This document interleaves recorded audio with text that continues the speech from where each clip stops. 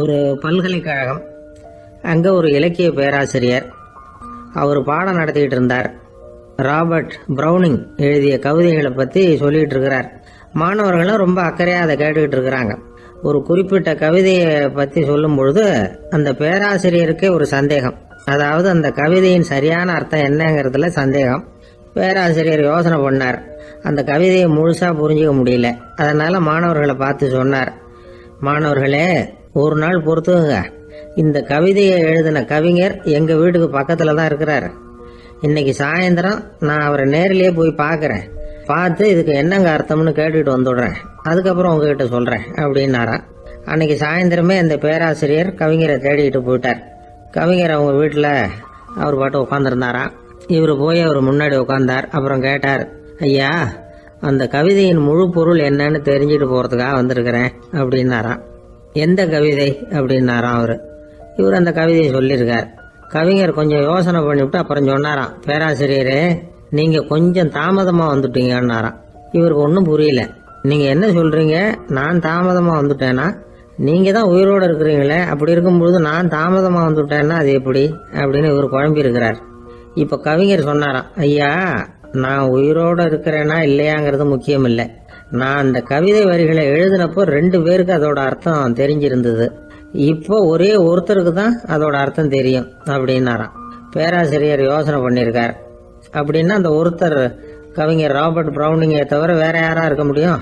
இவர் தான் அப்படிங்கிறத அவர் மனசில் நினச்சிக்கிட்டார். அதனால சொன்னார், ஐயா, நான் தாமதமாக வரல, அந்த கவிதையின் பொருள் என்ன அது சொல்லுங்கன்னார். பேராசிரியரே, நான் சொல்கிறது உங்களுக்கு புரியலன்னு நினைக்கிறேன்.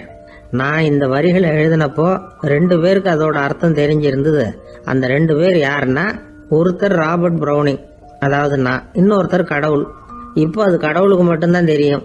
நானே இதை பற்றி பல தடவை யோசனை பண்ணி பார்த்தேன். இது ரொம்ப அழகானது, ஆனாலும் ரொம்ப வழுக்கலானது.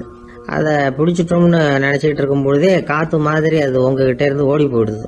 எனக்கு ரொம்பவும் வருத்தமாக தான் இருக்குது. நிச்சயமாக நான் தான் இந்த வரிகளை எழுதியிருக்கிறேன். அதில் அர்த்தம் இருக்குங்கிறது எனக்கு தெரியும். அதை நான் உணர்றேன். ஆனால் நீங்கள் என்னை மன்னிக்கணும். எனக்கே கூட அதை என்னால் விளக்க முடியல. அப்படி இருக்கும் பொழுது உங்களுக்கு எப்படி அதை நான் விளக்க முடியும் அப்படின்னாரா அந்த கவிஞர். அனுபவிக்கப்படக்கூடிய எல்லாமே விளக்கப்படக்கூடிய ஒன்றல்ல, விளக்கப்படும் எல்லாமே அனுபவிக்கப்படக்கூடிய ஒன்றல்ல அப்படிங்கிறது ஞானிகளுடைய கருத்து. அதுக்காக தான் அந்த சம்பவம். வாழ்க்கையில் நீங்கள் தொடர்ந்து ஆய்வு செய்து கொண்டே இருக்கக்கூடிய விளக்கங்களை ஒருபோதும் அடைய முடியாத பரிமாணங்கள் இருக்கிறதுனால தான் அது அலுப்பு தட்டாமல் இருக்குது. உங்களால் நிறைய அனுபவிக்க முடியும். இருந்தாலும் நீங்கள் அனுபவித்து அறிந்த விஷயங்கள் கூட வார்த்தைகளால் விளக்கப்பட முடிவதில்லை அப்படிங்கிறது பெரியோர் சிந்தனை. இதெல்லாம் ஒரு பக்கம் இருக்கட்டும். நமக்கு தெரிஞ்ச பேராசிரியர் ஒருத்தர் 1 மணி நேரம் ரொம்ப விவரமாக வகுப்பு எடுத்தார். கடைசியாக சொன்னார், மாணவர்களே, ரொம்பவும் எளிமையாக விளக்கமாக எல்லா விவரமும் சொல்லியிருக்கிறேன். அதனால் இதில் உங்களுக்கு சந்தேகம் வர்றதுக்கு வாய்ப்பே இல்லை.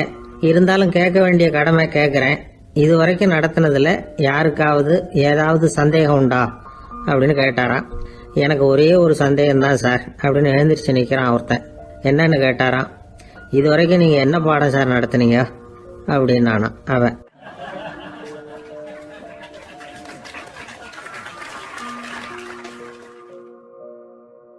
ஒரு பெரியவர்கிட்ட பேசிக்கிட்டு இருந்தேன். அவர் என்கிட்ட ஒரு கேள்வி கேட்டார். திருடர்கள் எத்தனை வகை தெரியுமா உனக்கு அப்படின்னார். இதுதான் அவர் கேட்ட கேள்வி. எதுக்காக என்ன பார்த்து அந்த கேள்வி கேட்டார தெரியல. இருந்தாலும் நான் அவருக்கு பதில் சொன்னேன். திருடர்களில் எத்தனையோ வகை உண்டுங்க. கார் திருடன், சைக்கிள் திருடன், முகமூடி திருடன், எப்படி சொல்லிகிட்டே போகலாம். இருந்தாலும் என்னுடைய சிற்றறிவுக்கு எட்டின வரையில் திருடர்களை 2 வகையாக பிரிக்கலாம் அப்படின்னு நினைக்கிறேன். ஒன்று ராத்திரியில் திருடுற திருடன், இன்னொருத்தன் பகலில் திருடுற திருடன். அதாவது பகல் திருடன், ராத்திரி திருடன் அப்படின்னா பெரியவர் சிரித்தார். என்ன சிரிக்கிறீங்களே? என்ன, கள்வர்கள் 4 வகை அப்படின்னு ஆரம்பித்தார். எப்படின்னு கேட்டேன். சாப்பாட்டுக்கு இல்லாமல் திருடுறாங்க பாருங்க, அது ஒரு வகையான். சாப்பாட்டுக்கு இருந்தும் திருடுறாங்க பாருங்க, அது ஒரு வகையான். இதை தவிர இன்னும் ஒரு 2 வகை திருட்டு உண்டு. அது என்னன்னா, ஆண்டவன் கிட்ட இருந்து நாம திருடுற திருட்டு, இன்னொன்று என்னன்னா நம்ம கிட்ட இருந்து ஆண்டவன் திருடுற திருட்டு அப்படின்னார். எனக்கு ஒன்றும் புரியல. என்ன சார் இது, ஆண்டவனையே திருடன்னு சொல்றீங்களே அப்படின்னு ஆச்சரியமா. ஆமாங்க, ஆண்டவனை வந்து கல்வன்னு சொல்றது இல்லையா.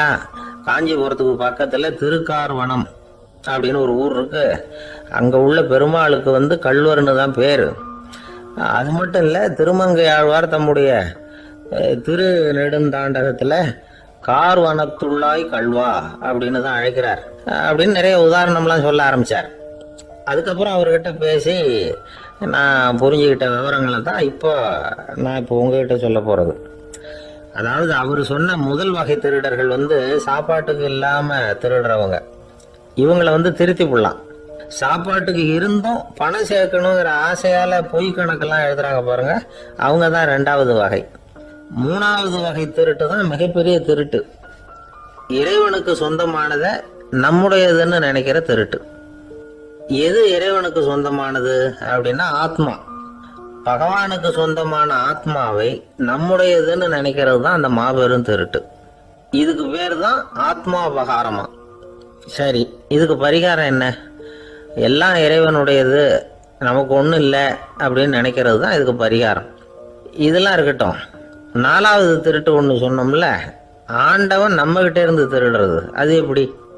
ஆண்டவனை வந்து கல்வன்னு சொல்கிறாங்க, அது சரி. அவர் என்னத்தை திருடினார்? இப்போ இன்னொருத்தருக்கு சொந்தமான ஒன்றை எடுத்து வச்சுக்கிறது தான் கள்ளத்தனம். ஆனால் ஆண்டவன் எடுத்துக்கிட்டோம்னா இருக்கிறது எல்லாமே அவனுக்கு சொந்தம். அப்படி இருக்கிறப்போ அவரை எப்படி கல்வன்னு சொல்கிறது? இது என்ன புரியாமல் இருக்குதே அப்படின்னு சொல்லி பார்த்தா அதுக்கும் விளக்கம் சொல்கிறாங்க அவங்க. அதாவது ஆண்டவனுக்கு வந்து உருவமே கிடையாது, அரூபமாக இருக்கிறவன், அதாவது உருவம் இல்லாமல் இருக்கிறவன். அப்படி உள்ள பகவான் வந்து நம்மளை மாதிரி உருவத்தில் இருக்கிறான். நம்மளை மாதிரியே கையை காலு மூக்கெல்லாம் இருக்குது ஆண்டவனுக்கு. இந்த உருவம் நம்மகிட்ட இருந்து திருடினது தானே.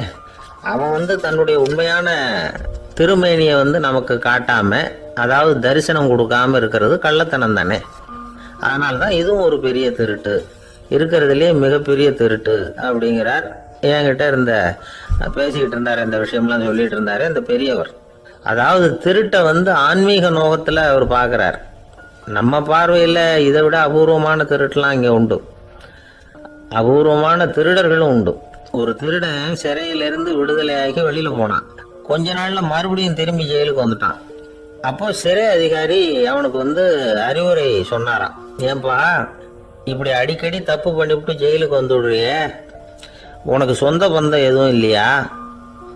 உனக்கு அப்பா அண்ணன் தம்பிகள் அவங்க கூட எல்லாம் சேர்ந்து வாழணுங்கிற ஆசை இல்லையா அப்படின்னு கேட்டிருக்கார். அவங்களோட சேர்ந்து வாழணுங்கிற ஆசை எனக்கு நிறைய உண்டுங்க சார் அப்படின்னு நான். அப்புறம் எதுக்கு இப்படி ஜெயிலுக்கு வந்துடுறேன் அப்படின்னாரான் அவர். அவங்க எல்லாருமே இங்கே தானே சார் இருக்காங்க அப்படின்னு அவன்.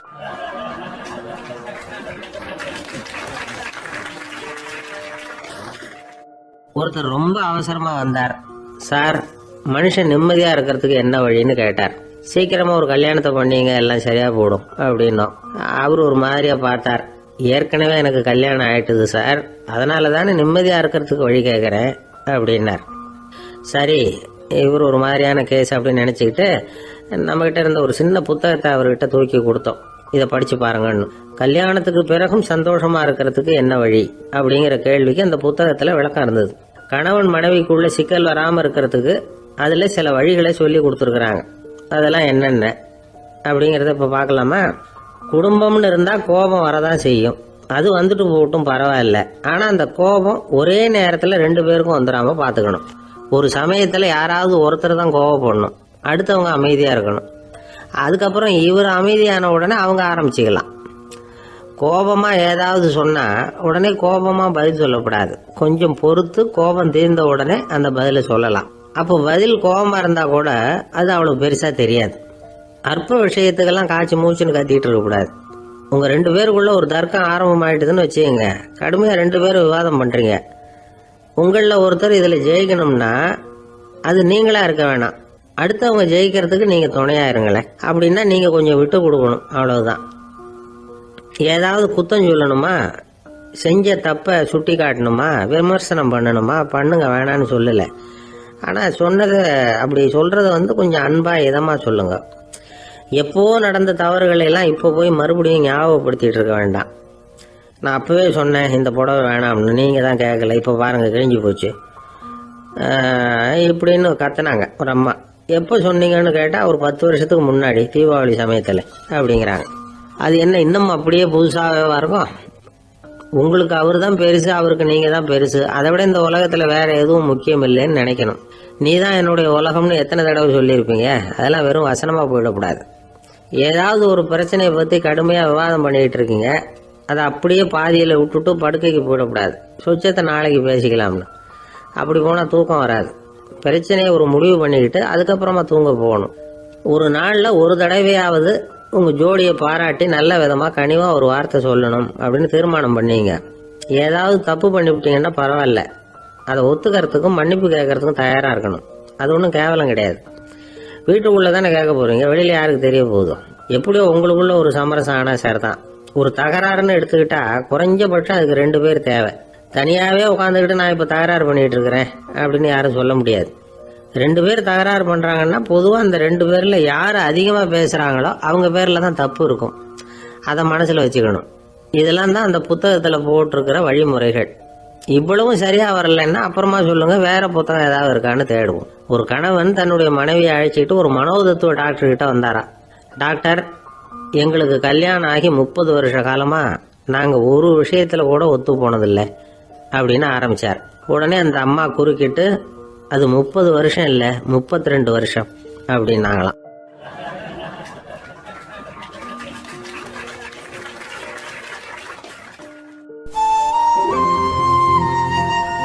வெளிநாட்டுக்கு போகணும்னு ஆசை. ஆனால் அவனுக்கு எந்த மொழியும் தெரியாது. இருந்தாலும் சமாளிச்சுக்கலாம்னு முடிவு பண்ணிட்டு கிளம்பிட்டான். ஏதோ ஒரு தேசத்துக்கு போய் சேர்ந்தான். அங்கே அவனுக்கு யாரையும் தெரியாது. அவங்க என்ன மொழியில் பேசிக்கிறாங்க அப்படிங்கிறது கூட புரியல. என்ன பண்ணுறதுன்னு யோசனை பண்ணிட்டு ஒரு இடத்துல நின்றுட்டு இருக்கிறான். எதிர ஒரு பெரிய கட்டடம், நிறைய பேர் உள்ளே போயிட்டு இருக்கிறாங்க. இவனும் அவங்க பின்னாடியே உள்ளே போனான்.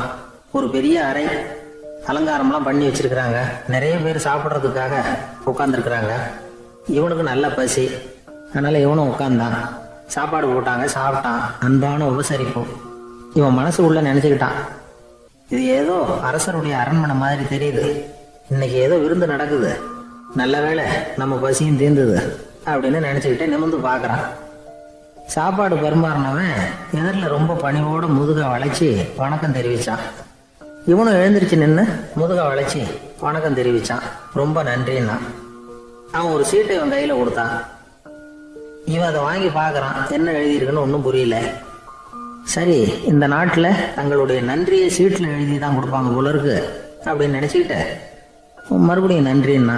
ஆனால் அவன் காசை கொடுங்கன்னா. ஏன்னா அது ஒரு ஹோட்டல், இவன் சாப்பிட்டதுக்கான பில் அது. இவன் அதை புரிஞ்சிக்கவே இல்லை. நன்றின்னு அந்த சீட்டில் எழுதி கொடுக்குறாங்க போல இருக்கு அப்படின்னு நினச்சிக்கிட்டு அதை வாங்கி சட்டை பையில் பத்திரமா வச்சுக்கிட்டு, பரவாயில்லைங்க ரொம்ப மகிழ்ச்சின்னா. ஒரு வெளிநாட்டுக்காரனுக்கு இவ்வளவு தூரம் மரியாதை பண்ணுறீங்களே, எங்கள் ஊருக்கு போனதும் உங்களை பற்றி நிறைய சொல்லுவேன் அப்படின்னா. இவன் என்ன சொல்கிறான்னு அவனுக்கு புரியல. இவனை பிடிச்சி அழைச்சிட்டு போய் முதலாளி முன்னாடி நிறுத்தினான். நாம் சொன்னதில் இவனுக்கு ரொம்ப பெருமையாக இருக்கணும் போல இருக்கு, அதுதான் பெரிய இடத்துக்கு அழைச்சிட்டு வந்திருக்கிறான் அப்படின்னு இவன் நினச்சிக்கிறான்.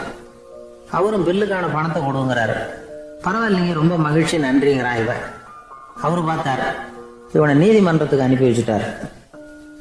இவன் என்ன நினச்சிக்கிட்டான், நம்மளை இந்த ஊர் ராஜா முன்னாடியே அழைச்சிக்கிட்டு வந்து நிறுத்தி இருக்கிறாங்க போல இருக்கு, என்ன ஒரு பெருந்தன்மை அப்படின்னு நினச்சிக்கிறான். நீதிபதி சொன்னார், சாப்பிட்டதுக்கான பணத்தை கொடுத்துரு, இல்லைன்னா அதுக்கான தண்டனையை அனுபவிக்க வேண்டி இருக்கும்னார். ராஜாவே நமக்கு நன்றி சொல்கிறாரு போல இருக்கு அப்படின்னு நினச்சிக்கிறான் இவன். என் மகிழ்ச்சிக்கு எல்லையே இல்லைங்க அப்படின்னா. அவர் பார்த்தார், இவனுக்கு தண்டனை கொடுக்க வேண்டியது தான் அப்படின்னு முடிவு பண்ணார். உடனே தீர்ப்பு எழுதினார். இவனை கழுதையில் பின்புறமாக உட்கார வைங்க, இவன் ஒரு மோசடிக்காரன் அப்படின்னு ஒரு போர்டு எழுதி அவன் கழுத்தில் மாட்டுங்க, அப்புறம் அந்த கழுதையை ஊர் பூரா விரட்டுங்க அப்படின்னார். இவனுக்கு தான் மொழி புரியலையே, ஏதோ நடக்குது அப்படிங்கிறது மட்டும் புரியுது. எல்லாரும் சேர்ந்து இவனை ஒரு கழுதை மேலே உட்கார வச்சாங்க. ஓஹோ, நம்மளை பாராட்டி ஒரு ஊர்வலம் நடத்துகிறாங்க போல இருக்கு அப்படின்னு நினச்சிக்கிறான் இவன்.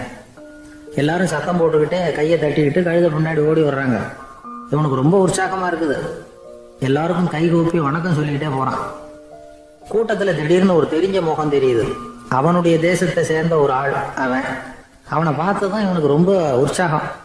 நம்ம ஊருக்கு போனதும் இங்கே நமக்கு கிடைச்ச மரியாதையெல்லாம் உண்மைதான்னு சொல்கிறதுக்கு ஒரு சாட்சியும் கிடைச்சிட்டுது அப்படின்னு நினச்சிக்கிறான். அவனை பார்த்து கத்தனான், நல்லா பார்த்துக்க, இந்த ஊர் மக்கள் எனக்கு எப்படிப்பட்ட வரவேற்பு கொடுக்குறாங்கங்கிறத நல்லா கவனிச்சுக்கோ அப்படிங்கிறான்.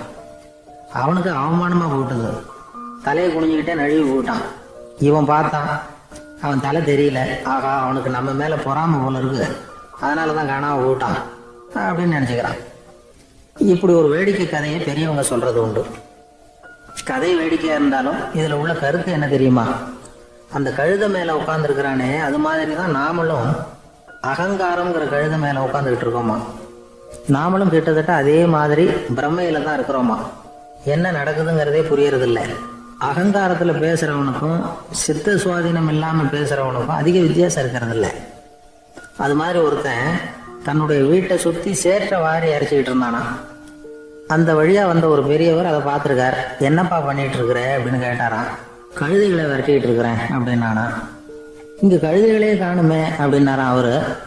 அதுதான் ஏற்கனவே விரட்டி விட்டனே அப்படின்னானா இவன்.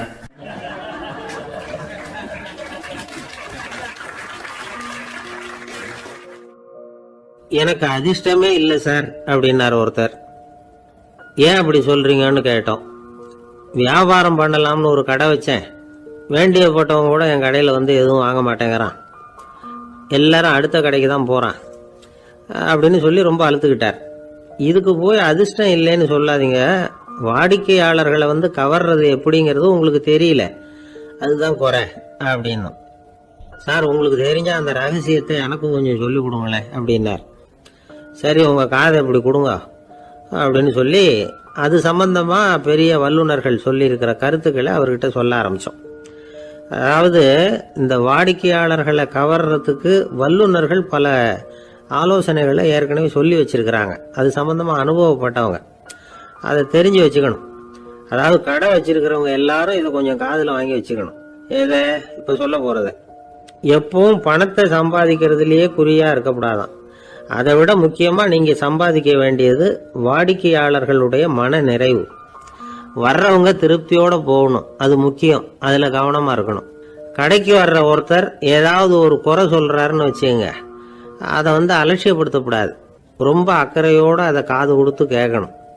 அப்படியா சார், அதை நான் அவசியம் கவனிக்கிறேன் அப்படின்னு சொல்லணும். ஒருத்தர் வரார், சார் நேற்றுக்கு உங்கள் கடையில் இதை நான் வாங்கிட்டு போனேன், வீட்டில் இது வேணான்னு சொல்லிவிட்டாங்க, அது திருப்பி கொடுக்கறதுக்காக தான் வந்திருக்கிறேன் அப்படின்னு சொல்லி திருப்பி கொடுக்குறார். உடனே நீங்கள் வந்து முகம் சுளிக்கக்கூடாது, எரிச்சல் படக்கூடாது. வழக்கம் போல் நிதானமாக முகம் மலர்ச்சியோடு அதை திருப்பி வாங்கிக்கணும். இவ்வளவு ரூபாய்க்கு சாமான் வாங்கினா இந்த ஸ்பூன் அன்பளிப்பு, இப்படி ஏதாவது கொடுக்கலாம். பண்டிகை காலங்கள்லேயும் பொருள்கள் வாங்குறவங்களுக்கு இப்படி ஏதாவது பொருத்தமாக ஒரு அன்பளிப்பு கொடுக்கலாம். நீங்கள் கொடுக்கறது ஒரு சர்வசாதாரணமான பொருளாக இருந்தால் கூட அது வாங்குற ஒரு மனசில் ஒரு மகிழ்ச்சியை ஏற்படுத்தும். எதுவும் உங்களால் கொடுக்க முடியலன்னா உங்கள் முகம் நிறைஞ்ச சிரிப்பியாவது கொடுங்க, அது போதும். உங்கள் கடையில் இல்லாத ஒரு பொருளை வாடிக்கையாளர் வந்து கேட்குறாரு, உடனே இல்லைன்னு முகத்தில் அடித்தது மாதிரி சொல்லிடக்கூடாது. கொஞ்சம் உட்காருங்க சார் அப்படின்னு சொல்லி உங்கள் பணியாளர் யாரையாவது அனுப்பி வெளியிலேருந்து வாங்கிட்டு வர சொல்லி அவர்கிட்ட கொடுக்கலாம். சில பேர் உங்கள் கடைக்கு வரும்பொழுது அவங்க வீட்டு குழந்தைகளையும் கூப்பிட்டுக்கிட்டு வர்றாங்கன்னு வைங்க. நீங்கள் என்ன செய்யணும்னா அந்த குழந்தைகளை முதல்ல கவனிக்கணும். அது கண்ணத்தை கிள்ளணும், அதுக்கிட்ட விளையாடணும், அதுக்கு ஏதாவது மிட்டாய் பிஸ்கட் எதையாவது கொடுத்து அது கவனத்தை கவரணும். அதுக்கப்புறம் பெரியவங்களை கவனிக்கலாம். உங்கள் கடையில் வேலை செய்கிற பணியாளர்கள் சுத்தமாக இருக்கணும், சிரித்த முகம், சுறுசுறுப்பு, இது ரெண்டும் அவங்களுக்கு தேவை. அழுது ஒடிஞ்சிக்கிட்டு இருக்கக்கூடாது. அப்புறம் இன்னொரு விஷயம், அதிகமாக பொருள் வாங்குற ஒருத்தர்கிட்ட அதிக மரியாதையாகவும் குறைச்சலாக பொருள் வாங்குறவர்கிட்ட வேற விதமாகவும் நடந்துக்கக்கூடாது. எல்லாருக்கிட்டையும் சமமாக நடந்துக்கணும். 5 ரூபாய்க்கு வாங்கினாலும் சரி, 500 ரூபாய்க்கு வாங்கினாலும் சரி, அவங்கக்கிட்ட நீங்கள் காட்டுற மரியாதையில் வித்தியாசம் இருக்கக்கூடாது.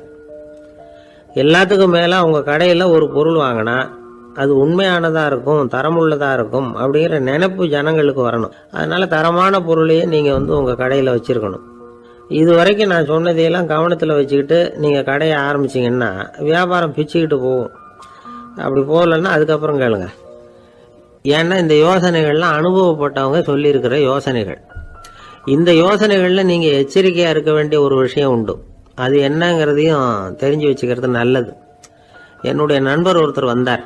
சார், உங்கள் யோசனையை கேட்டதுனால நான் ஒரு அறை வாங்கினது தான் மிச்சம்னார். என்ன ஆச்சுன்னு கேட்டேன். எங்கள் கடைக்கு ஒரு பெரிய அம்மா குழந்தைய தூக்கிட்டு வந்தாங்க சார். உங்கள் யோசனைப்படி அந்த குழந்தையோட கன்னத்தை கிள்ளணும்னு முயற்சி பண்ணினேன். திடீர்னு அந்த நேரம் பார்த்து அந்த குழந்தை தலையை குனிஞ்சிக்கிட்டுது. என் கை குழந்தையோட கன்னத்துக்கு பதிலாக அது தூக்கிட்டு வந்தவங்க கன்னத்தை கிள்ளிவிட்டுது. அதுதான் அப்படி ஆயிட்டுது அப்படின்னார் கன்னத்தை தடவிக்கிட்டே.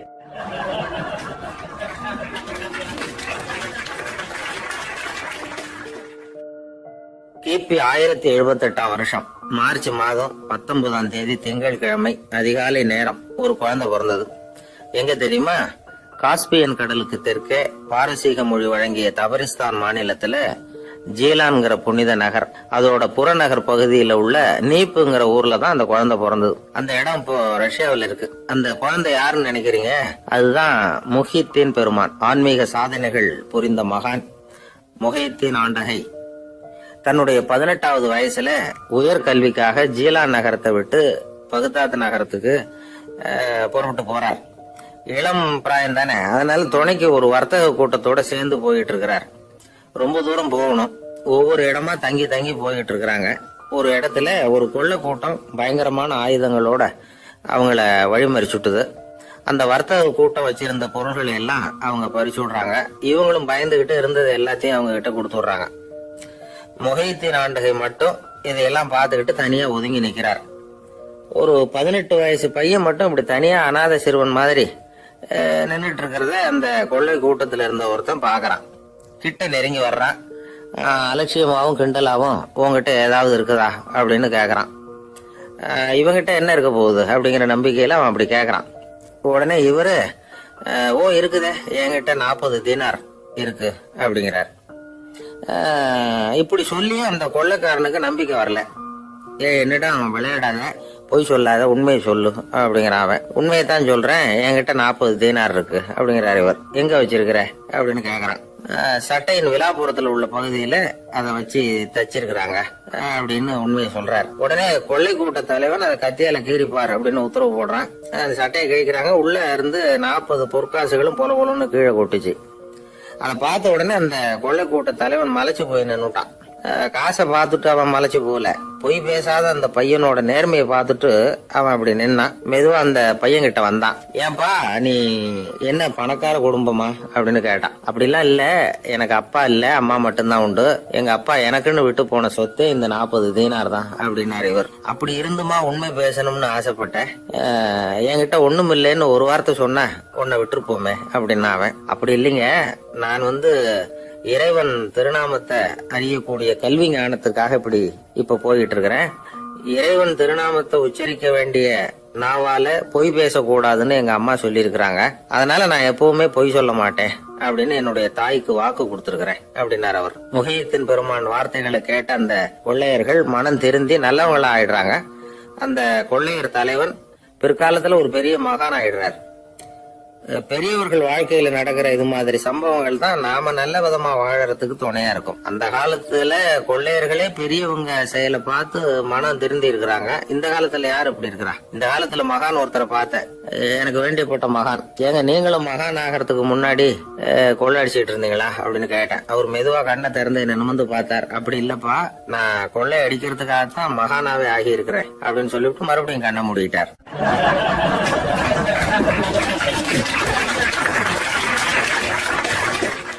என்னுடைய நீண்டகால நண்பர் ஒருத்தர் வருஷம் தவறாமல் திருநள்ளாறு அப்படிங்கிற திருத்தலத்துக்கு போயிட்டு வர்றது வழக்கம். அங்க என்ன சார் விசேஷம்னு கேட்கறது உண்டு. என்ன இப்படி கேட்குறீங்க? சனி பகவான் நலன் விருப்பப்படி அங்கதானே எழுந்தருளி இருக்கிறார். அவரை போய் பார்த்து ஒரு கும்பிடு போட்டுட்டு வந்தா நம்ம பிடிச்சிருக்கிற சனியெல்லாம் விலகும் அப்படிம்பார். சத்தம் போட்டு சொல்லாதீங்க சார், வீட்டில் வேற யார் காதிலையாவது இது விழுந்துற போது அப்படின்னு சொல்றது உண்டு வர்றவங்க. இப்போ நான் சொல்றதுல உள்ள நியாயத்தை புரிஞ்சுக்கிட்டு அவரும் கொஞ்சம் எச்சரிக்கை உணர்வோட நமக்கு நன்றி சொல்லுவார்னு வச்சுங்களேன். அதாவது பார்வை மூலமாவே. அந்த நண்பருக்கு ஆன்மீக விஷயங்கள்ல அதிக ஈடுபாடு உண்டு. அப்பப்போ சில புராண கதைகளை எல்லாம் சொல்றது உண்டு. ரொம்ப சுவாரஸ்யமா இருக்கும். எப்பவுமே புராண விஷயங்களை எல்லாம் அறிவியல்ங்கிற தராசில வச்சு எடை போட்டுட்டு இருக்கக்கூடாது. அப்படி பார்த்தா அதெல்லாம் நம்ப முடியாத வெறும் கற்பனைகளா தோணும், மூட நம்பிக்கைகளாகவும் தெரியும். புராணங்களை புராணங்களாவே புரிஞ்சுக்கிறவங்களுக்கு அதெல்லாம் அர்த்தமுள்ள செய்திகளை உள்ளடக்கி இருக்கிறதாக தெரியும். அந்த வகையில தான் இந்த நண்பரும் நிறைய செய்திகளை சொல்றது உண்டு. சனியை போல கொடுக்கறவனும் இல்லை, சனியை போல கெடுக்கிறவனும் இல்லை அப்படின்னு சோதிடர்கள் சொல்லுவாங்க. நாம ஏதாவது ஒரு வம்புல மாட்டிக்கிட்டா பிடிச்சது சனி அப்படிங்கிறோம். ராவணன் எப்பேற்பட்ட வீரன், அவனே சனி பார்வைப்பட்டது தானே சங்கடப்பட ஆரம்பிச்சான் அப்படின்னார் நண்பர். அது எப்படிங்கன்னு கேட்டேன். அவர் சொல்ல ஆரம்பிச்சார், இந்த ராவணன் இருக்கானே நவ கிரகங்களையும் பிடிச்சி கொண்டுட்டு வந்து தன்னுடைய சிம்மாசனத்துல அப்படியே படிகளா போட்டு வச்சுட்டானா, ஒவ்வொரு படியா. பாவம் அந்த 9 தேவதைகளும் ஒவ்வொரு படியா குப்புற கிடக்குறாங்க. நவக்கிரகம் நம்மளை ஆட்டி படைக்குதுன்னு நாம சொல்லிட்டு இருக்கிறோம். ஆனா அந்த நவக்கிரகங்களை ராவணன் எப்படி வச்சிருந்தான் பாருங்க. எல்லாரையும் சிம்மாசனத்துக்கு பக்கத்துல படிப்படியா போட்டு வச்சிருக்கிறான். காலை அது மேல வச்சுதான் ஏறி போகணும். வேற வழி இல்லாம எல்லாரும் குப்புற விழுந்து கிடக்குறாங்க. ராவணன் ஒவ்வொரு தடவையும் இவங்க முதுகில் அடி வச்சு ஏறி தான் அந்த சிம்மாசனத்துக்கு போறது வழக்கம். இப்படி நடந்துகிட்டு இருக்கிறது நாரதர் கண்ணில் பட்டுட்டு தான். அவர் சும்மா இருப்பாரா? யோசனை பண்ணார் என்ன செய்யலாம் அப்படின்னு. ஒரு முடிவு பண்ணிட்டு நேரா ராவணன் கிட்ட போனாராம். ராவணா, நீ நவக்கிரகங்களை பிடிச்சி கொண்டாந்து உன்னுடைய சிம்மாசனத்துக்கு படிகளா போட்டு வச்சிருக்கிற, அது உன்னுடைய வீரத்தை காட்டுது. இருந்தாலும் ஒரு விஷயத்த நீ யோசிச்சு பார்க்கணும். ஒவ்வொரு தடவை நீ சிம்மாசனத்துக்கு போகும் பொழுதும் நவக்கிரகங்களின் முதுகலை அடி வச்சு நீ ஏறி போற, அது உனக்கு பெருமை கிடையாது. அவங்களுடைய மார்புல அடி வச்சு ஏறி போகணும், அதுதான் உனக்கு பெருமை அப்படின்னாரா. இவர் சொல்றதும் சரிதானே அப்படின்னு யோசிச்சிருக்கான் ராவணன். உடனே குப்புற கிடந்த நவக்கிரகங்களை திருப்பி மல்லாக்க போட்டான். அவங்க மார்புல அடி வச்சு மேலே ஏறி சிம்மாசனத்துக்கு போனானா. அப்படி போயிட்டு இருக்கும் பொழுது சனி பகவானின் பார்வை அவன் மேல பட்டுதான். அவ்வளவுதான். என்னாச்சு தெரியுமா? சூர்பனகை தேடி வந்தா. சீதையோட அழகை பற்றி தன்னுடைய அண்ணங்கிட்ட சொல்ல ஆரம்பிச்சுட்டா. விவகாரம் ஆரம்பமாயிட்டது. அதுதான் சனியனுடைய வேலை அப்படின்னு சொல்லி இந்த கதையை சொல்லி முடிச்சார் என்னுடைய நண்பர். ஆக சனியின் பார்வை நம்ம பேரை படாம பாத்துக்கிறது தான் நல்லதுங்கிறீங்க அப்படின்னு. ஆமா சார், இப்போ கூட நான் உங்க வீட்டுக்கு வந்திருக்கிறதே ஒருத்தருடைய பார்வை என் மேல படக்கூடாதுங்கிறதுக்காகத்தான் அப்படின்னார். யாருங்க அதுன்னு என்னுடைய மாமனார் சார். அவசரத்துக்கு அவர்கிட்ட கொஞ்சம் கடன் வாங்கிவிட்டேன். நம்ம மாப்பிள்ளை தானேன்னு சொல்லி அவர் விட்டு கொடுக்கறதுக்கு தயாரா இல்லை. இன்னைக்கு இப்போ அவர் எங்க வீட்டுக்கு வரக்கூடிய நேரம், அதுதான் அவர் பார்வையிலிருந்து படாம தப்பிக்கலாங்கிறதுக்காக இங்க வந்துட்டேன் அப்படின்னார். பார்வை படணும்னு இருந்தா பட்டுத்தான் தீரும் போல இருக்கு அப்படின்னா. என்ன சார் சொல்றீங்க என்னார் ஒன்னும் புரியாம. நீங்க இங்கதான் வருவீங்கன்னு அவருக்கு ஏற்கனவே தெரியும் போல இருக்கு. அதனால உங்களுக்கு முன்னாடியே உங்க மாமனார் இங்க வந்துட்டார். அதுவும் அந்த பீரோவுக்கு பக்கத்துலதான் பின்னாடி மறைஞ்சு நின்றுட்டு இருக்கிறார் அப்படின்னு.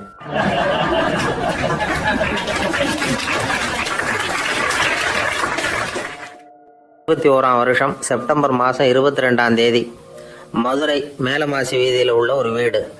அங்கே அன்னைக்கு நடந்த ஒரு அற்புத நிகழ்ச்சி பின்னாடி உலக மக்களை எல்லாம் ஆச்சரியப்பட வச்சுது. இந்திய வரலாற்றிலேயே அது ஒரு முக்கியமான நிகழ்ச்சி. உலக மக்கள் கவனமெல்லாம் காந்திஜியின் பக்கம் திரும்புறதுக்கு காரணமாக இருந்த நிகழ்ச்சி அது.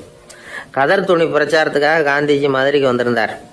சென்னை துணி வணிகர் சங்கத்தின் துணைத் தலைவர் ஒருத்தர் இருந்தார், ராம்ஜி கல்யாண் சேட்ஜி. அவருடைய வீடு மதுரை மேலமாசி வீதியில் இருந்தது. அந்த வீட்டில் தான் காந்திஜி தங்கியிருந்தார். அப்போது வயலுக்கு போகிற உழவர்கள்லாம் சின்ன சின்ன துண்டை இடுப்பில் கட்டிக்கிட்டு கலப்பையை தூக்கிக்கிட்டு தெருவில் நடந்து போகிறத கவனித்தார். ஏற்கனவே சேலத்துக்கு தெற்க பல பகுதிகளில் ஆண்களும் பெண்களும் அரைகுறை ஆடைகளோடு உழைச்சிக்கிட்டு இருக்கிறத கண்ணால் கண்டிருக்கிறார் அவர். இந்தியரின் சராசரி உடை இவ்வளவு தான் அப்படிங்கிறத புரிஞ்சுக்கிட்டார். மனசை இன்னும் பண்ணியிருக்குது. ராத்திரி பூரா அதை பற்றியே யோசனை. 22/9/21 வியாழக்கிழமை காலையில் காந்திஜி எழுந்திருக்கிறார். அவர் கூட தங்கியிருந்தவங்களையெல்லாம் பார்த்து சொன்னார், இன்னையிலேருந்து அறையில் முழு அகலத்துண்டு தான் கட்டுவேன். குளிர் அதிகமாக உள்ள காலங்களில் மட்டும் போர்வை ஒன்றும் உபயோகப்படுத்துவேன். மற்றபடி மேலங்கியோ குல்லாவோ எதுவும் போட்டுக்க மாட்டேன். தற்காலிகமாக இந்த ஏற்பாட்டை 1 மாதத்துக்கு ஏற்றுக்குவேன். அதுக்கு பிறகு உசிதம் போல எண்ணி பார்த்து முடிவு பண்ணுவேன் அப்படின்னார். அவருடைய குரல் உறுதியாக இருந்துதான். உடனே செயலில் இறங்கினார். தம்முடைய 10 முழ வேட்டி, மேலங்கி, உள் சட்டை, குல்லா எல்லாத்தையும் களைஞ்சார். வேட்டியிலிருந்து ஒரு 4 முழ துணி எடுத்துக்கிட்டார். இதுக்கு உதவி செஞ்சவர் அன்னைக்கு விருதுநகரில் பிரபல தொண்டராக இருந்த பழனிக்குமார பிள்ளை. வெட்டி எடுத்த துண்டை நீள வாக்கில் ரெட்டையாக மடித்தார். அதை இடுப்பில் துண்டு மாதிரி கட்டிக்கிட்டார். தலையில் சின்ன உச்சி குடுமி, அறையில் சின்ன துண்டு. அண்ணல் காந்தி ஆண்டி கோலத்தில் காட்சி அளிக்கிறார். கூட இருந்தவங்களை பார்த்து காரைக்குடிக்கு புறப்படலாமே அப்படின்னார். அவர் நண்பர்களும் சீடர்களும் திகைச்சு போய் நிற்கிறாங்க. இந்த விரதம் நிரந்தரமாக ஆயிடுமோங்கிற பயம் அவங்களுக்கு. எப்படியோ இந்த விவரம் ராஜாஜிக்கு அன்னைக்கு பிரபலமாக விளங்கின தேசபக்தர் டாக்டர் டிஎஸ்எஸ் ராஜனுக்கு எட்டுச்சு. உடனே 2 பேரும் ஓடி வந்தாங்க. வேண்டாமே இந்த கோலம் அப்படின்னாங்க. காந்திஜி தன்னுடைய முடிவில் உறுதியாக இருந்தார். ராஜாஜி என்னென்னமோ வாதமெல்லாம் பண்ணி பார்த்தார். உங்களுடைய வாதத்துக்கு என்னால் பதில் சொல்ல முடியல, இருந்தாலும் நான் செய்கிறது தான் சரிங்கிறதுல எனக்கு சந்தேகம் இல்லை. இன்னைக்கு அதிகாலை 3 மணி இருக்கும். நான் ஓரளவு விழிச்சுக்கிட்டேன். அதாவது உறக்கமும் விழிப்புமாக இருந்த நிலையில் எனக்கு இந்த எண்ணம் உண்டாச்சு. இது என்னுடைய அந்தராத்மாவின் ஆணை, அதை என்னால் மீற முடியாது அப்படின்னு சொல்லிவிட்டாராம் காந்திஜி. கதர் பிரச்சாரத்துக்காக காரைக்குடிக்கு கிளம்பினார். வாசலில் 4 மோட்டார் வண்டிகள் காத்துக்கிட்டு இருந்தது. வீதியில் 2 பக்கமும் ஜனங்கள். காந்திஜி இடுப்பு துணியோட மோட்டார் வண்டியில் ஏறினார். நண்பர்களும் சீடர்களும் மக்களும் உடல் சிலிர்க்க அந்த காட்சியை பார்க்குறாங்க. மோட்டார் வண்டி நகர ஆரம்பிக்குது. எப்பேற்பட்ட காட்சி அது! சுக்கநாத பெருமானியே கூலி ஆளாக்கிய மண், அப்படி ஆக்கி மண் சுமக்க வச்ச மதுரை இல்லையா, அந்த மதுரை தான் காந்திஜி துறவி கோலம் கொள்றதுக்கும் காரணமாக இருந்திருக்குது. இது இன்னைக்கு எத்தனை பேருக்கு தெரியும்? ஒரு தடவை காந்திஜி நேருவும் சுற்றுப்பயணம் செஞ்சாங்களாம். ஒரு இடத்துல நடந்து போயிட்டு இருக்கிறாங்க. குறுக்க ஒரு வாய்க்கால். நேரு என்ன பண்ணார் தெரியுமா? தன்னுடைய இளமை துடிப்பை காட்டுறதுக்காக கொஞ்சம் தூரம் பின்னாடி போய் அங்கேருந்து வேகமாக ஓடி வந்து அந்த வாய்க்காலை தாண்டினாராம். காந்திஜி அப்படி பண்ணலை. பக்கத்தில் இருந்த பாலம் வழியாக அந்த வாய்க்காலை கடந்து வந்தார். நேரு காந்திஜியை பார்த்து சிரிச்சுக்கிட்டே, என்ன மாதிரி நீங்களும் தாண்டி இருக்கலாமே அப்படின்னாராம். அது காந்திஜி சிரிச்சுக்கிட்டே சொன்னாராம், 2 அடி முன்னேறதுக்காக 5 அடி பின்னாடி போகிறதா அப்படின்னாராம்.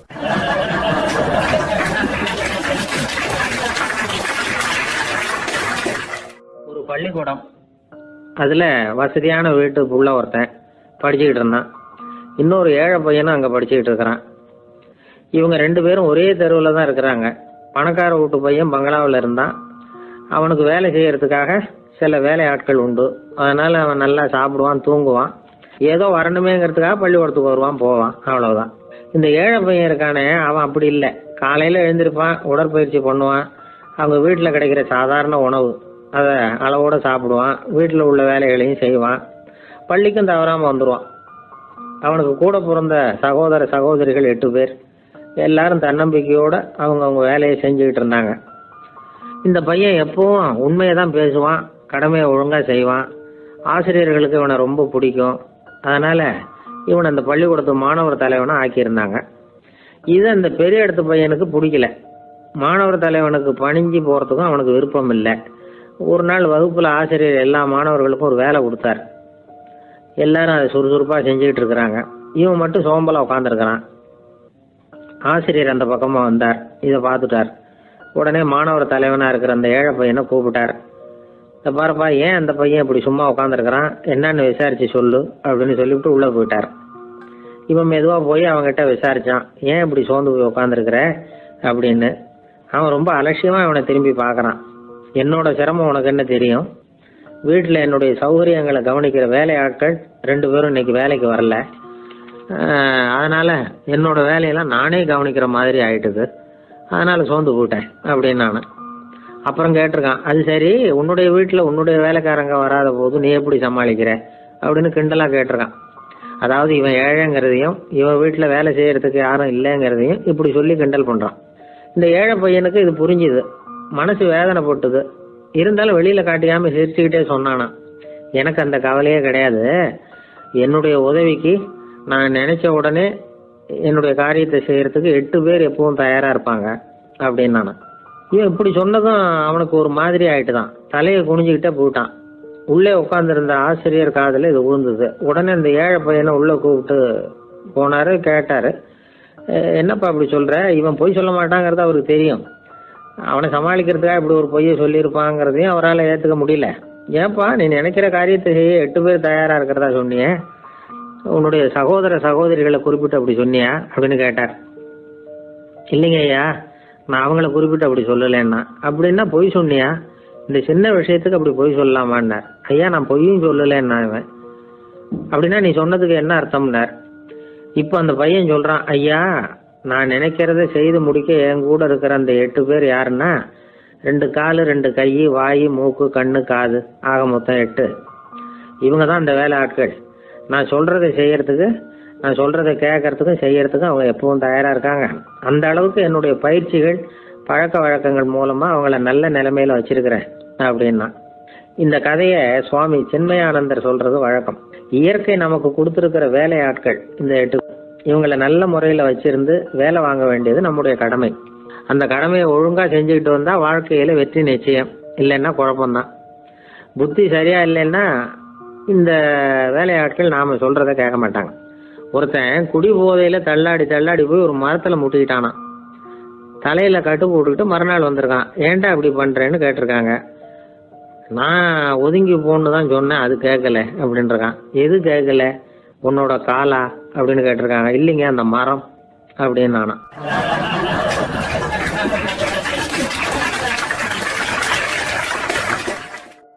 ஒரு ஊரில் ஒரு ராஜா இருந்தார். அந்த ராஜாவுக்கு ஒரு புள்ள. அந்த பிள்ளைக்கு விவரமே தெரியாது. அவன் ஒரு முட்டாளுங்கிறது எல்லாருக்கும் தெரியும். ஆனாலும் அவன் தான் அடுத்தபடியாக ஆட்சிக்கு வர வேண்டியவன். ஆட்சி பொறுப்பை ஏற்க வேண்டிய ஒருத்தன் இப்படி இருந்தால் என்ன பண்ணுறது அப்படிங்கிறது எல்லாருக்கும் உள்ள கவலை. மன்னர் அமைச்சர்களை கூட்டினார், ஆலோசனை கேட்டார் என்ன பண்ணலாம்னு. இவனை இன்னொரு நாட்டு பல்கலைக்கழகத்துக்கு அனுப்பி பார்க்கலாம், அங்கே போய் படிச்சுட்டு வரட்டும், நிறைய படிச்சுட்டு நல்ல ஞானத்தோடு திரும்பி வரட்டும், அதுக்கப்புறம் பார்த்துக்கலாம் அப்படிங்கிறது அவங்க சொன்ன ஆலோசனை. மன்னருக்கும் அது சரின்னு தோணுச்சு. மகனை வெளி தேசத்துக்கு அனுப்பி வச்சார். இவனும் போனான், ஒரு பல்கலைக்கழகத்தில் சேர்ந்தான், நிறைய படித்தான். அதுக்கப்புறம் தந்தைக்கு ஒரு கடிதம் எழுதினான். தந்தையே, நான் நிறைய படிச்சுட்டேன், இனிமேல் நாடு திரும்பலாம்னு நினைக்கிறேன் அப்படின்னு எழுதினான். மன்னருக்கு ரொம்ப மகிழ்ச்சி, அதாவது புள்ள படிச்சுட்டான் அப்படிங்கிற ஆனந்தம். உடனே பையன் திரும்பி வர்றதுக்கு ஏற்பாடு பண்ணார். இளவரசன் நாடு திரும்பினான். அதை கொண்டாடுறதுக்காக அரண்மனையில் ஒரு பெரிய விருந்துக்கு ஏற்பாடு பண்ணியிருந்தாங்க. முக்கியமானவங்கள்லாம் அதில் கலந்துக்கிட்டாங்க. அந்த விருந்துக்கு முனிவர் ஒருத்தரும் வந்திருந்தார். அவர் இளவரசன் கிட்ட போய் உட்காந்து விசாரிக்கிறார். என்னப்பா, எப்படி படிச்சிருக்கிற அப்படின்னு கேட்டார். நிறைய படிச்சுட்டு வந்திருக்கிறேங்க அப்படின்னா. அவன் என்னெல்லாம் படித்த அப்படின்னாரான். எல்லாத்தையும் விவரமாக சொல்லியிருக்கிறான். அவன் அப்படி சொல்லிட்டு இருக்கும் பொழுதே முனிவர் என்ன பண்ணார், தன்னுடைய மோதிரத்தை கழட்டி உள்ளங்கையில் வச்சு அப்படியே மூடிக்கிட்டாரான். அப்படியே கையை நீட்டி அவன் முன்னாடி காட்டினார். இதை பாருப்பா, என் கைக்குள்ளே என்ன இருக்குது சொல்லு பார்க்கலாம் அப்படின்னாரான். இளவரசன் ஒரு கணம் யோசிச்சான். அதுக்கப்புறம் உங்கள் கைக்குள்ளே இருக்கிறது வட்டமான ஒரு பொருள், நடுவில் ஒரு துளை இருக்கும் அப்படின்னு நானான். முனிவர் திகைச்சு போட்டார். பையன் பெரிய அறிவாளி ஆகிட்டான் போல இருக்க அப்படின்னு நினச்சிட்டார். அதுக்கப்புறம் கேட்டார், சரி, என் கையில் இருக்கிறது வட்டமான பொருள், நடுவில் துளை இருக்குங்கிறத சொல்லிவிட்டேன், அதோட பேர் என்ன, அதை சொல்லு அப்படின்னாரான். இளவரசன் கொஞ்சம் யோசனை பண்ணியிருக்கான். அப்புறம் சொன்னானா, முனிவரே, நான் படித்த விஞ்ஞானம் உங்களுக்கு பதில் சொல்கிறதுக்கு உதவலை, இருந்தாலும் பதில் சொல்கிறேன், அது ஒரு வண்டி சக்கரம் அப்படின்னானா. இப்போதான் முனிவர் யோசிச்சாராம். அவருக்கு புரிஞ்சுதான், அதாவது முட்டாளை படிக்க வைக்கலாம், ஆனால் சிந்திக்க வைக்க முடியாது அப்படிங்கிறத அவர் புரிஞ்சுக்கிட்டாராம். தகவல் அறிவு ஞானமாகாது அப்படிங்கிறார் ஓஷோ. ஏன்னா தகவல்கள் மாறுதலை ஏற்படுத்துறதில்லை, ஆனால் ஞானம்ங்கிறது மாறுதலால் உண்டாகக்கூடிய ஒன்று. அதுதான் ரெண்டுக்கும் உள்ள வித்தியாசம். மனம் சரியான வழிக்கு வரணும், அதுக்கப்புறம் படிக்கிற கல்வி தான் உண்மையான கல்வி.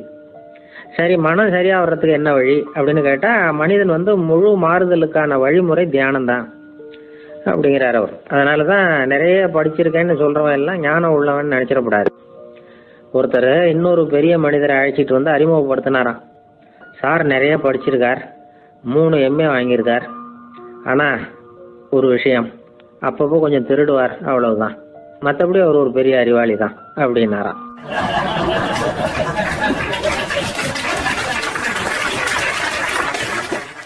ஒருத்தர் குதிரை ரேஸுக்கு போனார், பணம் கட்டினார், தோற்று போயிட்டார். மறுபடியும் போனார், பணம் கட்டினார், தோற்று போனார்.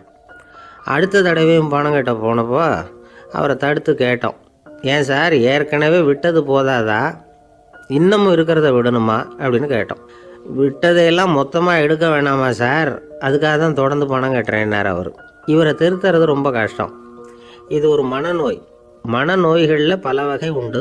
மனநோய்கள் பிரிவு அட்டவணையில் சூதாட்டம்ங்கிறது அவதியுறும் நோய் அப்படிங்கிற தலைப்பில் வருது. சூதாட்டம் 2 வகைப்படும்னு சொல்கிறாங்க உளவியல் நிபுணர்கள். ஒரு வகை எப்படின்னா, நண்பர்களோடு சேர்ந்துக்கிட்டு மகிழ்ச்சியும் கிளர்ச்சியும் அடையிறதுக்காக ஈடுபடுறது, பிரச்சனைகளை தீர்க்கறதுல ஒரு ஆர்வம், கேளிக்கைக்காக கொஞ்சம் விட்டு பிடிக்கிறது அப்படிங்கிற மனுஷனுடைய அடி மனசில் உள்ள விபரீத பிணைய சுபாவம், இதெல்லாம் அதுக்கு காரணம். இன்னொரு வகை எப்படின்னா, சூதாட்டத்தில் ஈடுபட்டு ஒரு கட்டாய நிலைமைக்கு ஆளாயிடுறது. ஈடுபடு அப்படின்னு மனசு ஒரு வெறித்தன்மையை தூண்டிக்கிட்டே இருக்கும். இப்படிப்பட்டவங்களுக்கு நாம் தோத்துக்கிட்டு இருக்கோங்கிறது தெரியும், நாம் ஜெயிக்கிறதுக்கான சந்தர்ப்பம் இல்லைங்கிறதும் தெரியும். இதனால் நமக்கும் கஷ்டம், நம்ம சுற்றி இருக்கிறவங்களுக்கும் கஷ்டங்கிறதும் புரியும். அப்படி இருந்தும் சூதாடுவாங்க. இதுக்கு காரணம் சூதாடியின் பகற்கனவு அப்படிங்கிறாங்க நிபுணர்கள். இந்த நிலைமைக்கு கட்டாய சூதாட்டம் அல்லது நிர்பந்த சூதாட்டம் அப்படின்னு பேர் வச்சிருக்கிறாங்க. இப்படிப்பட்ட ஆசாமி இருக்கிறது பூரா விட்டுருவான், கடன் வாங்குவான், திருடுவான். இருந்தாலும் என்னைக்காவது ஒரு நாள் ஜெயிச்சிருவேன் அப்படின்னு சொல்லிக்கிட்டே இருப்பான். விட்டதை எடுத்துருவேங்கிற ஒரு நம்பிக்கை சுடர் அவனுக்குள்ளே எரிஞ்சுக்கிட்டே இருக்கும். இவனை மனநோயாளி அப்படின்னு சொல்லிட முடியாதான். என்ன காரணம்னா, இது மாதிரி ஆளுங்க கிட்ட மன போராட்டமோ கவலையோ பதட்டமோ இருக்கிறது இல்லை. சில விசேஷமான குணங்கள் இவங்க கிட்ட உண்டு. எதிர்ப்பு உணர்ச்சி, சிறுபிள்ளைத்தனம், சட்ட திட்டங்களையும் சம்பிரதாயங்களையும் உட தெரியாத மனப்போக்கு, பொறுப்பில்லாத தன்மை, நெறி தவறி நடக்கிறது எல்லாம் இவங்ககிட்ட உண்டு. ஆனால் வெளிப்பார்வைக்கு ரொம்ப சிநேகமாக இருப்பாங்க, அன்பாக இருப்பாங்க. அப்படி இருக்கிறதாக காட்டிக்குவாங்க. ஆதாயம், சுயலாபம் இதெல்லாம் கருதி தான் பழகுவாங்க. இவங்க கேட்குறப்ப நாம் பணம் கொடுக்கலன்னு வச்சுக்கோங்க, நம்மளை கை விட்டுருவாங்க. நம்ம மேலே அபாண்டமாக பழி சுமத்துறது கூட தயங்க மாட்டாங்க. தங்களுடைய சூதாட்ட நடவடிக்கைகளுக்கு சாதகமான காரணங்களை சொல்லிகிட்டு இருப்பாங்க. நீ வேணும்னா பாரு, ஒரே நாளில் நான் இழந்ததையெல்லாம் மீட்டு லட்சாதிபதி ஆறுனா இல்லையா பாரு அப்படிம்பாங்க. தோற்று போகிறத ஒரு படிப்பினையாக இவங்க எடுத்துக்கிறதே இல்லை. தோற்று போகிறதுலேயே இவங்களுக்கு ஒரு அலாதியான சுகம். தனக்குத்தானே துன்பத்தை வரவழைச்சிக்கிட்டு இன்பம் அடையிறதுக்கு தன்வதை சுகம் அப்படின்னு பேர். இவங்கெல்லாம் அந்த ரகம். சில பேர் எப்படி தெரியுமா, மந்திர எண்ணங்களை வரவழைச்சிக்கிறது, சூதாடுறதுக்காக ஆஃபீஸில் கையாடல் பண்ணுறது, அடுத்தவங்க கிட்ட இருந்து திருடுறது. இந்த மந்திர எண்ணம் தீவிரமாச்சுன்னா ஒரு மாதிரியாக பேச ஆரம்பிச்சிருவாங்க. தோல்வி தான் சார் வெற்றிக்கு முதல் படியும்பாங்க. தன்னால் பகடக்காய்களையும் குதிரை ஓட்டிகளையும், அதாவது இந்த ஜாக்கிகள், அதெல்லாம் கட்டுப்படுத்த முடியுங்கிற பித்து நிலைக்கு இவங்கெல்லாம் தள்ளப்பட்டுருவாங்க. சில சூதாடிகளை ஆராய்ச்சி பார்த்ததில் என்ன தெரிய வந்தது தெரியுமா, அவங்கெல்லாம் குழந்தை பருவத்தில் அன்புக்காக ஏங்கினவங்களாம், புறக்கணிக்கப்பட்டவங்களாம், உதவிகளை பெற முடியாதவங்க, இப்படிலாம் இருந்திருக்கிறாங்க. இவங்க வளர வளர மற்றவங்க சௌகரியம் பற்றி அக்கறை இல்லாதவங்களாம் ஆயிடுறாங்க. அதிர்ஷ்ட தேவதை தன்னோடு இருக்கிறாங்க அப்படிங்கிற அசையாத நம்பிக்கை இவங்களுக்கு. இவங்களை திருத்துறது ரொம்ப கஷ்டம். அதனால் பந்தயம், சூதாட்டம் இது மாதிரியான விஷயங்களை விட்டு விலகியே இருக்கிறது தான் நமக்கு நல்லது. ஒரு ஆள் சொன்னான், என்னுடைய குதிரை வேகமாக ஓடுறதுக்கு என்ன வழி அப்படின்னு கால்நடை மருத்துவர்கிட்ட யோசனை கேட்டேன். அவர் ஒரு பாட்டில் நிறைய மாத்திரைகளை கொடுத்து தினம் 2 மாத்திரை விதமாக கொடுக்க சொன்னார். நாள் 2 மாத்திரையை கொடுத்துட்டு அது மேலே ஏறி உட்கார்றதுக்கு போனேன். அவ்வளவுதான். அதுக்குள்ளே அது அம்பு மாதிரி பாஞ்சு ஓடி போச்சு. நான் இன்னும் உட்காரவே இல்லை, அதுக்குள்ளே பாஞ்சு ஓடி போச்சு அப்படின்னா. அடடா, அப்புறம் நீங்கள் என்ன பண்ணீங்க அப்படின்னு கேட்டாங்க. என்ன பண்ணுறது, மீதி மாத்திரை பூராவே நான் முழுங்கி விட்டு அதுக்கப்புறம் துரத்தி பிடிச்சி அது மேலே ஏறி உட்காந்தேன் அப்படின்னா அவன்.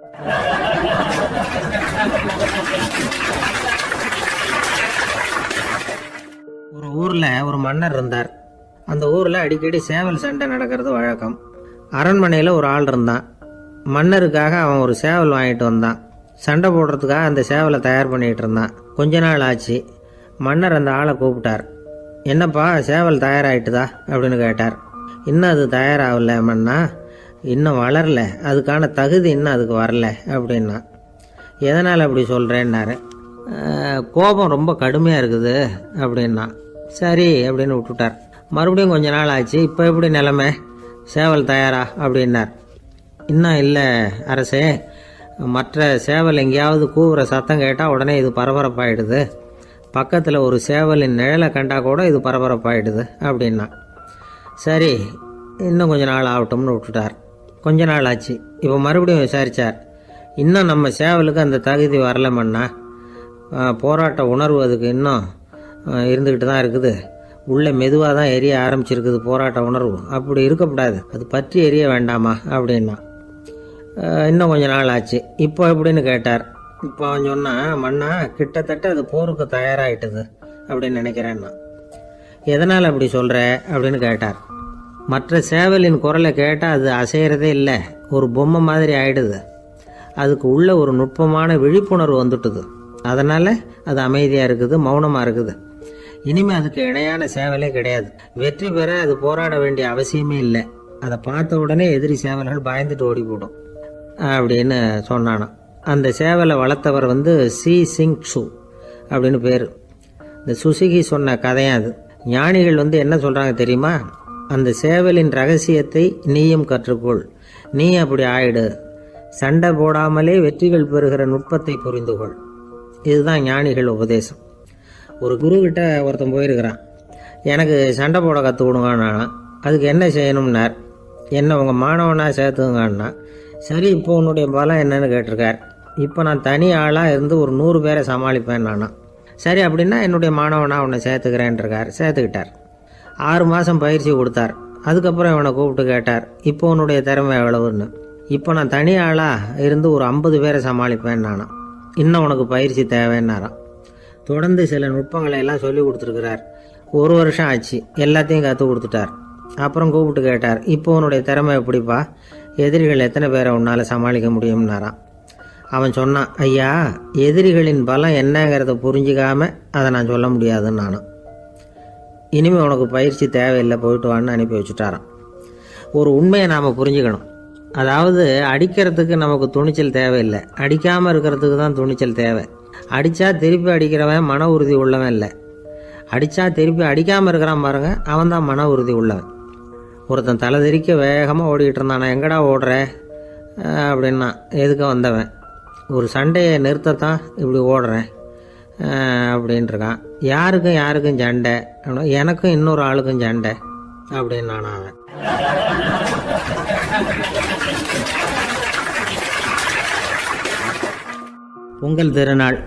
பொங்கல் திருநாள்னா இது ஏதோ அறுவடை திருநாள் அப்படின்னு சொல்லுவோம். அதாவது வருஷம் பூரா நாம் பாடுபட்டு அதனுடைய பலனை அனுபவிக்கிற நாள் அப்படிங்கிறது நாம் சொல்லிகிட்டு இருக்கிறது. இது முக்கியமாக இது ஒரு நன்றி அறிவிப்பு நாள் அப்படின்னு சொல்லுவாங்க. இன்றைக்கி நிறைய நன்றி அறிவிப்பு கூட்டம்லாம் நடந்துக்கிட்டு இருக்குல்ல, அது மாதிரி விவசாயிகள் நடத்துகிற ஒரு நன்றி அறிவிப்பு விழா இது. யாருக்கு நன்றி சொல்கிறாங்கன்னா ஆதவனுக்கு. அதாவது சூரியன் இல்லைன்னா விவசாயம் இல்லை. அதனால் ஆதவனுக்கு நன்றி செலுத்துகிற நாளாக இந்த பொங்கல் திருநாளை நாம் கொண்டாடுறோம். அதாவது இந்த பொங்கலில் விவசாயிகள்கிட்டேருந்து நிறைய பண்புகளை நாம் தெரிஞ்சுக்க வேண்டிய நாள் இது. விவசாயிகள் அவங்க விவசாயம் முன்னேறி இருக்கிற அளவுக்கு விவசாயிகளுடைய வாழ்க்கை தரம் முன்னேறலை. அந்த அளவுக்கு அவர்கள் நாட்டுக்காக உழைச்சிக்கிட்டு இருக்கிறாங்க. அந்த காலத்திலே அதை பற்றி ஒரு கதை சொல்கிறது உண்டு. ஒரு வயசான ஆள் நிலத்தில் ஏறு உழுதுகிட்டு இருந்தாராம். கிழிஞ்சு போன ஒரு சின்ன துண்டை தான் இடுப்பில் கட்டியிருந்தாராம். தலையில் ஒரு கந்தலை சுற்றி இருந்தார். உடம்பு பூரா சேரு, ரொம்ப ஏழை. ஏறு ஓட்டிகிட்டு இருக்கிறவர் வேறு எப்படி இருப்பார்? இருந்தாலும் அந்த ஆள் ரொம்ப ஜாலியாக பாட்டு பாடிக்கிட்டே ஏறு உழுதுகிட்டு இருந்தாராம். உடம்புல தான் அவர் ஏழையை தவிர மனசில் ஒரு ஏழையாக தெரியல. அந்த சமயத்தில் அந்த நாட்டு ராஜா அந்த பக்கமாக குதிரை மேலே வந்தாராம். வேட்டைக்கு போயிட்டு பரிவாரங்களோடு திரும்பி வந்துக்கிட்டு இருக்கிறார். ரொம்ப செல்வ செழிப்பில் இருக்கிற ராஜா அவர் இந்த வயசான விவசாயியை பார்த்துருக்கார். இந்த ஆள் ரொம்பவும் ஏழைங்கிறது அவரை பார்த்தாவே பளிச்சுன்னு தெரியுது. கட்டிக்கிறதுக்கு நல்ல துணி இல்லை, உடம்போ இழைச்சி போயிருக்குது, வயிறு முதுகில் போய் ஒட்டிக்கிட்டு இருக்கு, கண்ணு குழி விழுந்து போயிருக்குது. ஆனாலும் முகத்தை பார்த்தா சந்தோஷமாக இருக்கிற மாதிரி இருக்குது. இவ்வளோ உற்சாகமாக பாடிக்கிட்டு இருக்கிறாரே அப்படின்னு ஆச்சரியமாக நினச்சி பார்த்தார் அந்த ராஜா. சரி, அவர்கிட்ட கொஞ்சம் பேச்சு கொடுத்து பார்க்கலாம் அப்படின்னு முடிவு பண்ணார். ஐயா பெரியவரே, இப்படி கொஞ்சம் வர முடியுமான்னாராம். பொழுது போகிறதுக்குள்ளே நான் இந்த வயல் பூரா உழவு ஓட்டி ஆகணும், அதனால் பேசுகிறதுக்கு நேரம் இல்லை அப்படின்னாராம் அந்த பெரியவர். என்ன அவ்வளவு அவசரமாக? மீதி இருந்தால் நாளைக்கு உழுதக்கூடாதா? அது சரி, உனக்கு எத்தனை ஏக்கர் நிலம் இருக்குது அப்படின்னு விசாரிச்சிருக்கார் ராஜா. எனக்குன்னு சொந்தமாக உள்ளங்கை அளவு கூட நிலம் கிடையாது. இது எங்கள் முதலாளியோட நிலம். இதை பூராவும் உழுது முடித்தாதான் அவர் கூலி கொடுப்பார். நான் கூலிக்கு உழுதுகிட்டு இருக்கிறேன். உங்ககிட்ட பேசிக்கிட்டு இருந்தால் அவருக்கு துரோகம் பண்ணது மாதிரி ஆகிடும் அப்படின்னாராம். ராஜா குதிரையை விட்டு கீழே இறங்கினார். வரப்பில் நடந்து அந்த பெரியவர்கிட்டே போனாராம். சரி, ஒரு நாள் பூரா உழுதா உனக்கு எவ்வளவு கூலின்னு கேட்டிருக்கார். 8 அணா கூலி கிடைக்கும்னாராம் அவர். இது ரொம்ப காலத்துக்கு முன்னாடி நடந்த ஒரு சம்பவங்கிறதுனால அப்போ 8 அணா கூலிங்கிறது ரொம்ப பெருசு. இருந்தாலும் அதுவும் அந்த ராஜாவுக்கு பெரிய கூலியாக தெரியல. இவ்வளவு தானா, இதை வச்சுக்கிட்டு நீ எப்படி காலம் தள்ளுற அப்படின்னாராம். ஒன்றும் கவலை இல்லை அப்படின்னாராம் அவர். ராஜாவுக்கு ரொம்ப ஆச்சரியமாக போச்சு. 8 அணா கூலி வாங்குகிற இந்த ஆள் கவலை இல்லாமல் இருக்கிறார். ஏராளமான வசதியோடு இருக்கிறன்னா கவலை இல்லாமல் வாழ முடியலையே அப்படின்னு நினச்சி பார்த்துருக்கார். அது சரி, எட்டனாவில் எப்படி குடும்பம் நடத்துகிற அப்படின்னு கேட்டாராம். எனக்கு கிடைக்கிற 8 அணாவில் 2 அணா குடும்பத்துக்கு செலவழிக்கிறேன், 2 அணா பழைய கடனுக்கு கொடுக்குறேன், 2 அணா தர்மம் செய்கிறேன், 2 அணா வட்டிக்கு கொடுக்குறேன், ஒரு குறையும் இல்லைன்னாராம். ராஜாவுக்கு ஒன்றும் புரியல. எனக்கு ஒன்றும் புரியலேன்னு இருக்கார். ஐயா, எனக்கும் என் மனைவிக்கும் 2 அணா செலவாகுது.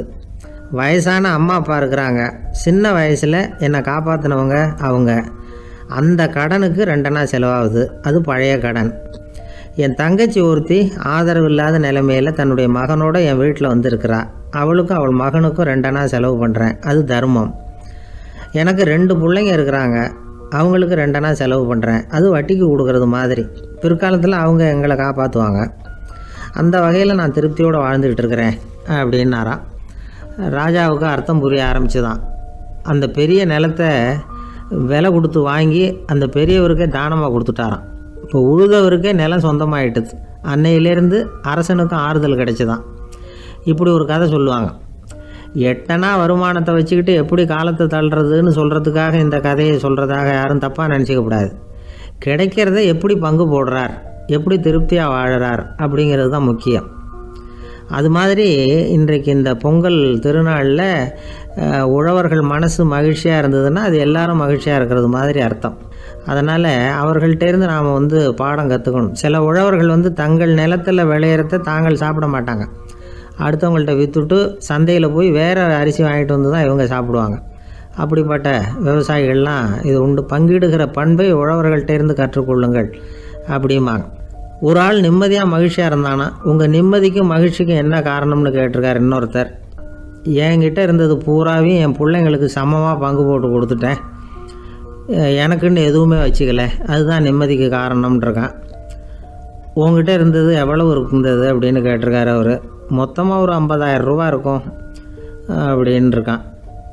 அவ்வளவும் பணமாகவே இருந்ததா அப்படின்னு கேட்டிருக்காங்க அவங்க. இல்லைங்க, அவ்வளவும் கடன், அதை தான் பிரித்து கொடுத்துருக்கேன் பிள்ளைங்கக்கிட்ட அப்படின்னு நானா அவன்.